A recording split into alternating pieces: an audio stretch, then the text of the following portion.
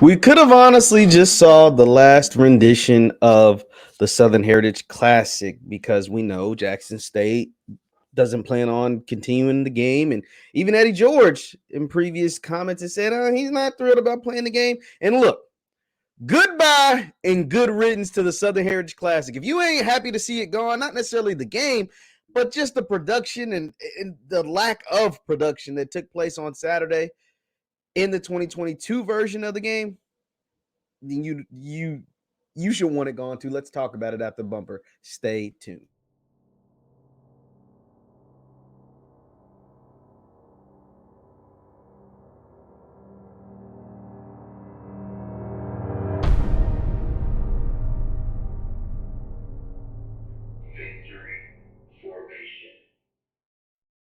What up, everybody? My name is JeffLightsyJr here with the Black Boss channel and Victory Formation. Thank you guys for tuning in. Be sure to hit that thumbs up button, like, share, subscribe, and the notification bell because we upload every single day. We're on the road to 4K, so continue to subscribe. The Southern Heritage Classic.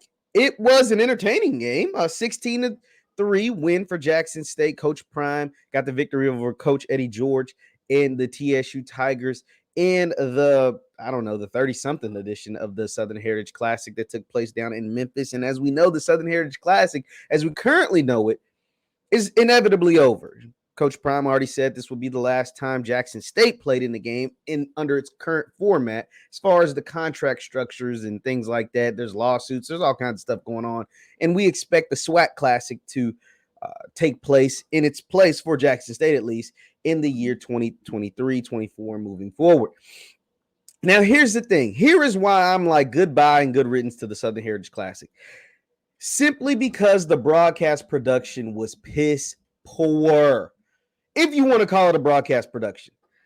What took place, the fact that we had to watch 3 hours of no tickers, no first down lines, no broadcasters, no commercials, no nothing. No, absolutely nothing. It was putrid. It was awful. We got a couple of different camera angles. I mean, I guess that was the one good thing. But it was so bad for a game of this magnitude, for a game in person that saw 50,000 people show up to a city that neither one of these teams play in. TSU's in Nashville. Jackson State's in Jackson. 50,000 people showed up to this game. 2 NFL legends, 2 NFL all-time greats coaching on the sideline. 2 really good teams. It's 16-3. It was a competitive game through and through. Jackson State was 9-3 until the fourth quarter. They had scored at the end, they scored a touchdown to kind of seal it away. And yet, the broadcast production, where we didn't even have people in the booth, didn't even have announcers in the booth. You didn't have lower third graphics, no kind of CGI, no graphics at all. No first down markers, no line of scrimmage markers, no nothing. No time of possession. It doesn't tell you the time, how much time is on the clock. Nothing.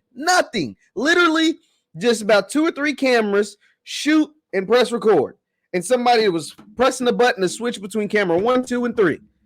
Now, as a broadcast person, it drove me up a wall, and because of different things, I haven't been able to come on here and talk about it. But oh my gosh, this game, it could have been on HBCU Go. It could have been on HBCU League Pass Plus. It could have been on ESPN, Fox Sports, NBC, ABC, any NFL network, anything and anywhere. But thank God it is over.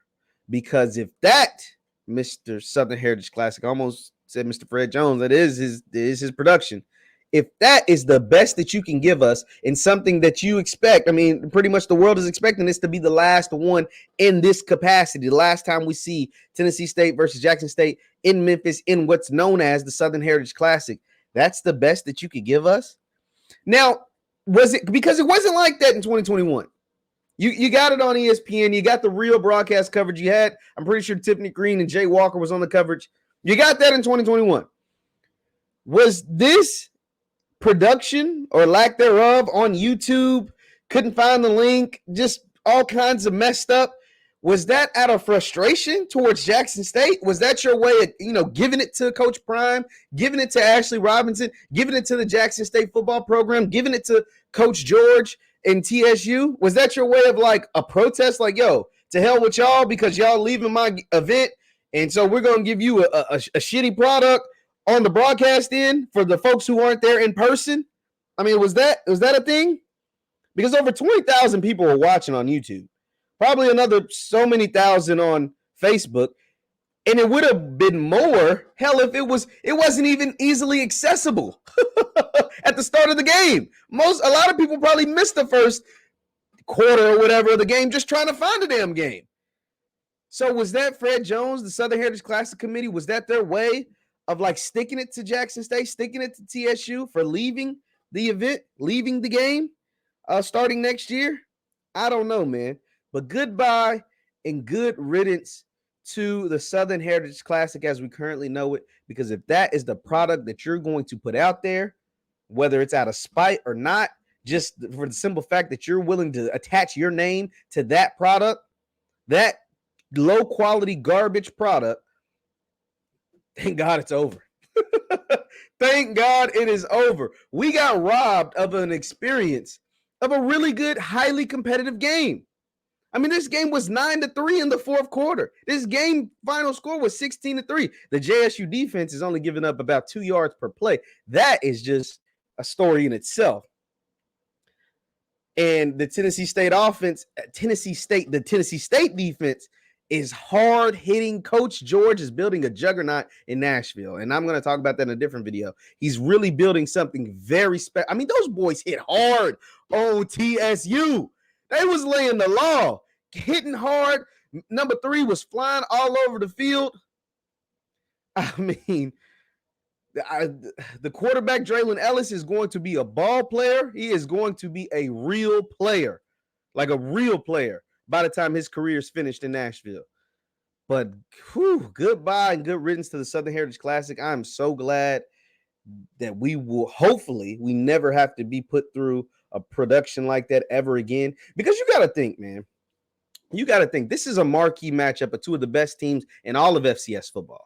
Tennessee State is predicted to win the OVC and FCS conference. Jackson State is predicted to win the SWAC and just is coming off an undefeated SWAC season and looking to head back to the Celebration Bowl.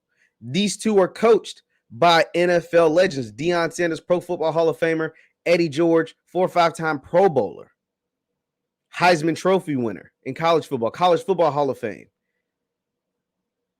And so a lot of eyeballs, a lot of people wanted to see this game. And a lot of people did see this game.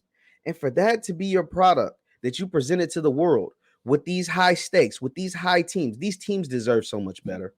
These coaches deserve so much better. The fan bases of both programs with rich history deserved so much better. And that's why I'm glad it's over.